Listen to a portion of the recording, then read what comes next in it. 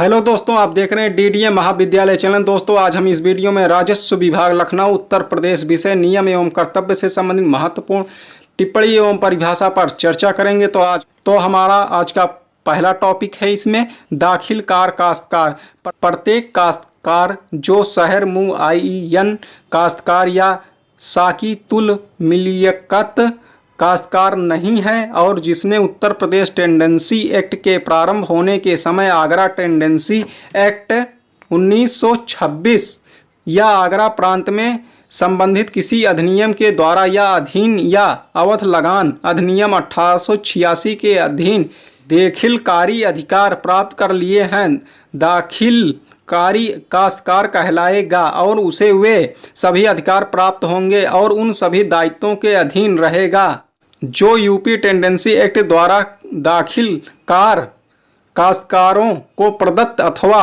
आरोपित किए गए हैं। तो हमारा अगला टॉपिक है इसी में सर्किल रेट। तो इसके बारे में हम पढ़ लेते हैं। सर्किल रेट का तात्पर्य भूमि की वर्गवार निर्धारित उस दर से है जो बंदोबस्त या रोस्टर ऑपरेशन अथवा बंदोबस्त चकबंदी में निर्धारित की गई है। इससे भूमि के अच्छे सामान्य अथवा निकृष्ट श्रेणी का होने का ज्ञान किए जाने हेतु किया जाता है। सर्किल रेट का पर्यायवाची नाम परता रेट या मौरूसी दर भी है। इसे अंग्रेजी में सर्किल रेट कहते हैं। विनिमय कुरा बंटवारा या मालियत निकालने में यह दरें ही मानक का कार्य करती हैं। बंदोबस्त तालिकाबद्ध क्रियाओं रोस्टर ऑपरेशन के समय मृदा विशेषज्ञ प्रत्येक गाटे का स्थल पर निरीक्षण करके मिट्टी को देखकर व यदि आवश्यक हो तो चक्कर प्रत्येक गाटे की सर्किल रेट का अवधारण करते हैं। अधिकार अभिलेखों के आरंभ में भूमि के वर्ग और सर्किल रेट की सूची बनी रहती है तथा प्रत्येक गाटे के सामने भूमि का वर्ग लिखा रहता है। तो आइए हम अपना देखते हैं तीसरा टॉपिक। तो हमारा तीसरा टॉपिक जो है बहुत ही इंपॉर्टेंट है, गरीबी रेखा के नीचे। तो इसके अंतर्गत लिखा, हमारे देश भारतवर्ष में संपन्न से संपन्न और धनी तथा निर्धन से निर्धन एवं साधन विहीन व्यक्ति या परिवार रहते हैं। कुछ ऐसे भी हैं जो अपनी आधारभूत आवश्यकताओं तथा पेट भरने की रोटी, तन ढकने को वस्त्र तथा रात को अपना शरीर छुपाने व सामान की सुरक्षा हेतु एक कमरे का मकान भी उपलब्ध नहीं है।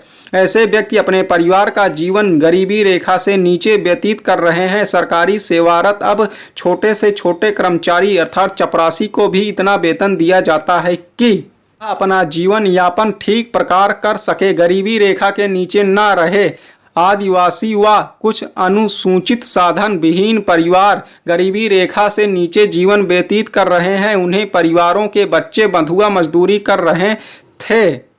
सरकार इस अकल की स्थिति को समाप्त कर गरीबी रेखा के नीचे जीवन यापन करने को रोक रही है। परिणाम स्वरूप गरीबी रेखा के नीचे जीवन निर्वाह करने से छुटकारा पाने का प्रयत्न किया जा रहा है। मूल आवश्यकता में रोटी कपड़ा तथा मकान पूरी न हो पाना गरीबी रेखा के नीचे जीवन यापन की स्थिति स्पष्ट करना है। गरीबी रेखा के नीचे वाला व्यक्ति वह है जिसकी वार्षिक आय 4800 रुपये से कम है। तो पहला टॉपिक है इसमें, ये भी बहुत ही इंपॉर्टेंट है, वृद्धावस्था किसान पेंशन योजना।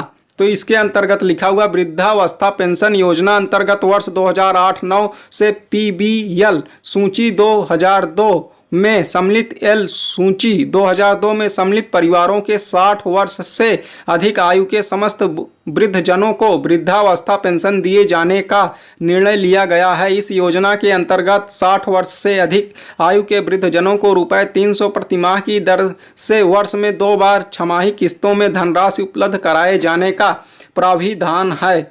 और इसी में इम्पॉर्टेंट करके लिखा हुआ है, इसको भी हम पढ़ लेते हैं। 65 वर्ष से अधिक आयु के वृद्धावस्था पेंशन लाभार्थी 65 वर्ष से अधिक आयु के वृद्धावस्था पेंशन लाभार्थियों को इंदिरा गांधी राष्ट्रीय वृद्धावस्था पेंशन योजना से लाभान्वित किया जाता है, जिसके अंतर्गत भारत सरकार द्वारा रुपये 200 प्रति माह प्रति लाभार्थी तथा राज्य सरकार द्वारा रुपये 100 प्रति माह प्रति लाभार्थी अंशदान उपलब्ध कराते हुए रुपये 300 प्रति माह की दर से वृद्धावस्था पेंशन उपलब्ध कराई जाती है। 60 से 65 वर्ष आयु की जाती है। 60 से 65 वर्ष आयु वर्ग के वृद्धजनों को राज्य सरकार द्वारा अपने स्रोतों से रुपये 300 प्रति माह प्रति लाभार्थी की दर से पेंशन प्रदान की जाती है। इसके अंतर्गत इसी में लिखा हुआ है वर्ष 2008-9 में 418,442 वृद्धजनों को इस योजना से आच्छादित किया गया। वित्तीय वर्ष 2009-10 में शासन स्तर पर लिए गए निर्णयों के क्रम में इस योजना को पूर्णतः कंप्यूटरीकृत किया जा चुका है ताकि लाभार्थियों को समयबद्ध रूप से योजना का लाभ पहुंचाया जा सके एवं योजना के कार्यान्वयन में पारदर्शिता सुनिश्चित की जा सके। चल वित्तीय वर्ष में इस योजना के अंतर्गत 4212223 वृद्धजनों को लाभान्वित किए जाने का लक्ष्य है। इस योजना के अंतर्गत वर्ष 2009-10 में रुपये 170,435.19 लाख का बजट प्राविधान है। तो हम अपना देख लेते हैं अपना नेक्स्ट टॉपिक। तो हमारा नेक्स्ट टॉपिक है तकावी डेटर शीट। तो इसके अंतर्गत है तकावी ऋण ग्रहता सूची के संबंध में भूमि लेख नियमावली का परिच्छेद 34 का वर्ष 1988 से नया बढ़ा दिया गया है, जिसमें तकावी ऋण ग्रहीताओं की सूची लेखपाल तैयार करेगा जो निम्न प्रकार से है। तो हमारा इसमें नंबर 1 करके लिखा हुआ है, हम इसको पढ़ लेते हैं। पहले नंबर पर हमारा लिखे हैं प्रत्येक लेखपाल गांववार तकावी ऋण ग्रहीता सूची रखेगा जिसमें अधिनियम 12 अथवा अधिनियम 19 के अंतर्गत तकावी लेने वालों के नाम अलग अलग लिखे जाएंगे। तकावी वितरण करने वाले अधिकारी के लिए यह आवश्यक है कि वह देखे कि वितरण के समय लेखपाल के द्वारा ऋण ग्रहीता सूची में गांव का नाम, ऋण वितरण का दिनांक, दी गई प्रतिभूति, जमानत तथा अन्य विवरण अंकित कर लिए गए हैं। यदि लेखपाल की अनुपस्थिति से वे प्रविष्टियां उस समय न की जा सके तो तहसीलदार का उत्तरदायित्व होगा कि वह देखे कि इस लेखपाल की अगली वेतन तिथि पर पंजीयन कानूनी प्रविष्टियां करा देता है। ऋण ग्रहीता सूची के नीचे लिखे पावपत्र पर रखी जाएंगी।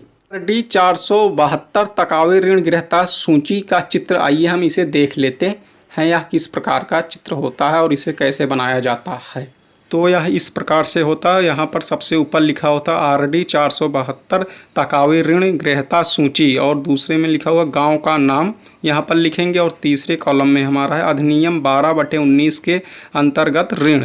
तो इसके अंतर्गत कई कॉलम बनाए हुए हैं, टोटल 7 कॉलम होते हैं। तो हमारा पहला कॉलम में लिखा हो क्रम संख्या, इसमें लिखा जाएगा और दूसरे वाले कॉलम में लिखा जाएगा ऋण वितरण दिनांक और तीसरे कॉलम में हमारा होगा ऋण देने वाले का नाम और पिता का नाम और चौथे वाले कॉलम में होगा हमारा ऋण की स्वीकृति की धनराशि और पांचवा कॉलम हमारा है दी गई प्रतिभूति अर्थात जमानत जिसे कहते हैं, इसको हम 5वें नंबर कॉलम में लिखेंगे और छठे नंबर कॉलम में वापसी के लिए नियत किस्तों की संख्या, प्रथम और अंतिम देय किस्तों का दिनांक इसमें लिखा जाएगा और यदि कोई विशेष विवरण है तो उसे हम कॉलम नंबर 7 में लिखेंगे। और हमारा इसी में नंबर 2 लिखा हुआ है उक्त ऋण लेने की सूची के अतिरिक्त लेखपाल इसी पापत्र पर एक पूरक ऋण ग्रहीता सूची भी रखेगा जिसमें सरकार के दूसरे विभागों से प्राप्त ऋण का विवरण अंकित करेगा। राज्य सरकार के दूसरे विभागों द्वारा विभाग स्वीकृत ऋणों का वितरण अधिकारी जब ऋण स्वीकृत किया जाए संबंधित तहसीलदार को ऋण ग्रहीता सूची में अंकित किए जाने वाली सूचना उपलब्ध कराएगा। पूरक ऋण ग्रहीता सूची रखने के लिए नीचे लिखे निर्देशों का पालन किया जाएगा। तो क्या है इसके निर्देश, आइए हम इसको भी पढ़ लेते हैं। तो इसमें 2 निर्देश दिए हुए आ और बा करके। आ वाला हमारा है पूरक ऋण ग्रहीता सूची पापत्र RD 472 के छपे हुए पापत्रों के जिल्द बंधे हुए रजिस्टर में रखी जाएगी और बा पर हमारा लिखा हुआ रजिस्टर के पहले कुछ पृष्ठ लेने व आकाराधिक्रम से अनुक्रमणिका बनाने हेतु छोड़ दिए जाएंगे। किसी व्यक्ति एक से अधिक बार ऋण लेने की दशा में अनुक्रमणिका में उसका नाम एक ही स्थान पर रहेगा, किंतु ऋण ग्रहीता की सूची की प्रत्येक प्रविष्टि के क्रमांक उस नाम के समक्ष अंकित किए जाएंगे। तो दोस्तों यह थी राजस्व विभाग से संबंधित महत्वपूर्ण टॉपिकों पर जानकारी। यह वीडियो आपको कैसा लगा? वीडियो अच्छा लगा है तो वीडियो को लाइक करें और चैनल को सब्सक्राइब करना ना भूलें। धन्यवाद।